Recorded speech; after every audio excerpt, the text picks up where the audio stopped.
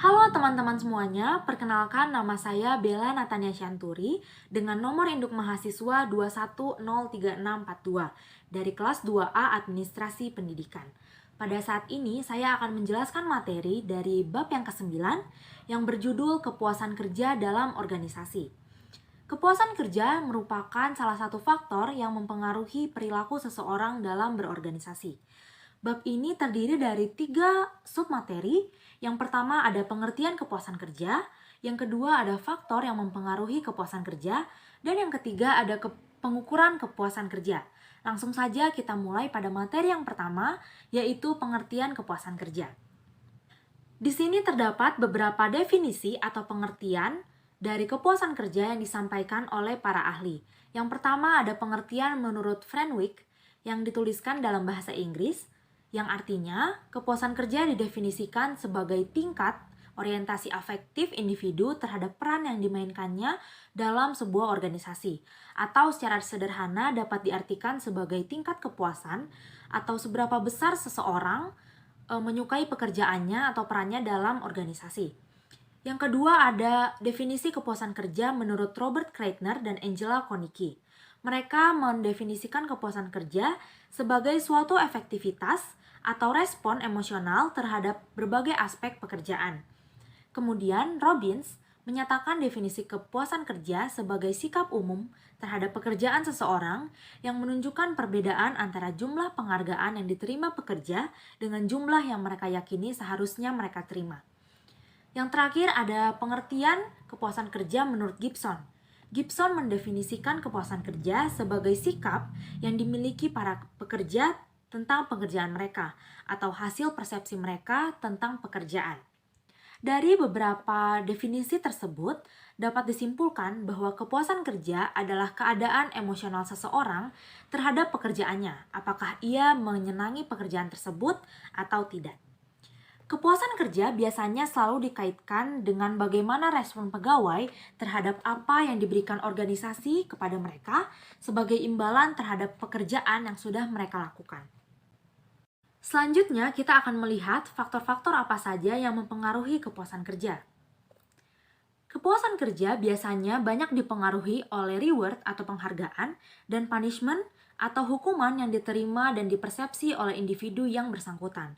Selain itu, kepuasan kerja juga dipengaruhi oleh lingkungan kerja pegawai dan persepsi pegawai lain terhadap individu. Di sini terdapat beberapa faktor yang mempengaruhi kepuasan kerja menurut Kreitner dan Konicki. Terdapat 5 faktor. Yang pertama adalah faktor pemenuhan kebutuhan. Faktor ini menyatakan bahwa kepuasan kerja ditentukan oleh tingkatan karakteristik pekerjaan yang memberikan kesempatan kepada individu untuk memenuhi kebutuhannya. Yang kedua ada faktor perbedaan. Faktor ini merupakan suatu hasil pemenuhan harapan. Pemenuhan harapan mencerminkan perbedaan antara apa yang diharapkan dengan apa yang diterima dari hasil pekerjaan yang dilakukan. Jika harapan lebih besar dari apa yang diterima, biasanya individu tidak akan puas. Tetapi sebaliknya, individu akan puas jika ia menerima manfaat lebih besar dari apa yang diharapkan. Yang ketiga ada faktor pencapaian nilai atau value attainment. Kepuasan merupakan hasil dari persepsi pekerjaan yang memberikan pemenuhan nilai kerja individual yang sangat penting. Yang keempat ada faktor keadilan. Faktor ini menyatakan bahwa kepuasan merupakan fungsi dari seberapa adil individu diperlakukan dalam pekerjaannya. Yang kelima ada faktor komponen genetik. Faktor ini menyatakan bahwa kepuasan kerja merupakan fungsi sifat pribadi dan faktor genetik. Hal ini menyiratkan adanya perbedaan sifat yang mengartikan kepuasan kerja menurut dirinya masing-masing. Selanjutnya, ada sudut pandang lain yang menyatakan faktor yang mendorong kepuasan kerja. Faktor yang pertama adalah kerja yang secara mental menantang. Karyawan biasanya cenderung lebih menyukai pekerjaan yang akan memberi mereka kesempatan untuk menggunakan keterampilan dan kemampuan mereka. Karena jika mereka berhasil melakukan pekerjaan tersebut, itu akan menimbulkan kepuasan tersendiri.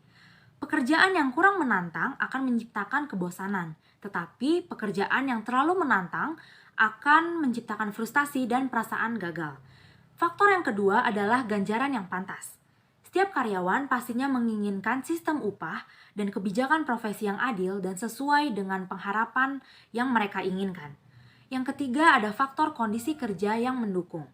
Lingkungan kerja yang mendukung kenyamanan pribadi untuk memudahkan pekerjaan mereka akan meningkatkan kepuasan kerja.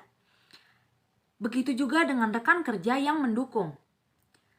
Mempunyai rekan kerja yang ramah dan mendukung akan menghantar kepuasan kerja yang meningkat. Yang terakhir ada kesesuaian kepribadian pekerjaan. Jika seseorang memiliki pekerjaan sesuai dengan kepribadian yang mereka miliki, maka ini akan menghantar atau menciptakan kepuasan kerja yang tinggi. Selanjutnya kita akan beralih kepada materi yang ketiga, yaitu pengukuran kepuasan kerja. Yang pertama ada instrumen penilaian kepuasan kerja. Kreitner dan Kinnicki telah mengadaptasi mengenai kepuasan pekerjaan berdasarkan penilaian pegawai terhadap pekerjaan yang mereka lakukan dan apa yang diberikan organisasi berdasarkan hasil kerja mereka. Kita dapat melihat instrumen penilaiannya pada layar berikut ini, di mana diberikan beberapa pertanyaan kepada pegawai dan mereka nantinya akan menjawab pertanyaan tersebut dengan memberikan angka 1-5 yang menyatakan tingkat kepuasan mereka terhadap pertanyaan yang diberikan. Dan hasilnya akan menunjukkan seberapa puas mereka dengan pekerjaan yang mereka jalankan saat ini. Untuk kepentingan penelitian di lembaga pendidikan, instrumen-instrumen ini dapat dimodifikasi dan dikembangkan berdasarkan dimensi kepuasan kerja yang melingkupi tenaga pendidik atau tenaga kependidikan, ataupun bagi para pegawai di kedinasan. Di sini terdapat beberapa hal yang perlu diperhatikan ketika akan mengukur kepuasan kerja. Yang pertama ada penilaian atau beban maksimum global tunggal atau individu untuk bereaksi terhadap satu pertanyaan. Contoh, setelah dipertimbangkan, bagaimana pekerjaan Anda dapat memenuhi kehidupan Anda atau mencukupi kehidupan Anda. Yang kedua, ada skor tambahan atau somasi menyusun dari sejumlah segi pekerjaan.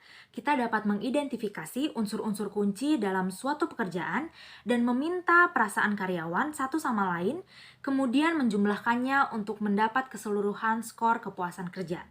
Dan yang terakhir ada faktor khas yang meliputi sifat alami pekerjaan, pengawasan, menyajikan upah, peluang, promosi, dan hubungan dengan coworkers. Selanjutnya kita akan melihat bagaimana profil kepuasan kerja individu dalam organisasi.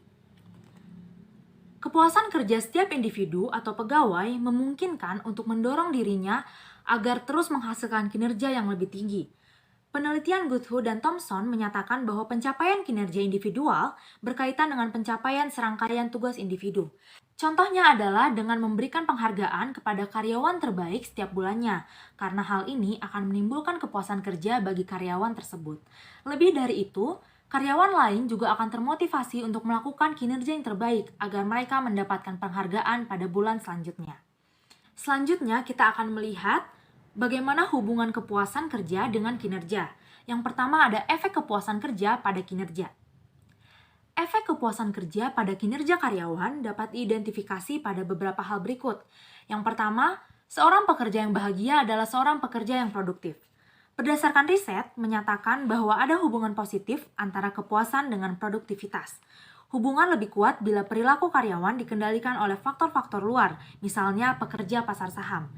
Yang kedua adalah hubungan antara kepuasan dengan kemangkiran. Kemangkiran adalah suatu kondisi di mana seorang pegawai atau pekerja tidak datang untuk bekerja atau absen dalam pekerjaannya. Hubungan antara kepuasan dengan kemangkiran menyatakan hasil yang negatif, tetapi korelasinya sedang saja tidak tinggi.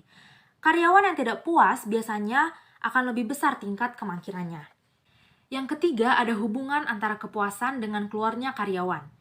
Kepuasan dengan keluarnya karyawan dipengaruhi oleh beberapa faktor. Yang pertama, yaitu faktor ekonomi. Yang kedua, kesempatan promosi. Yang ketiga, perasaan stres. Yang keempat, persoalan di luar pekerjaan. Kemudian, stabilitas dan kepribadian.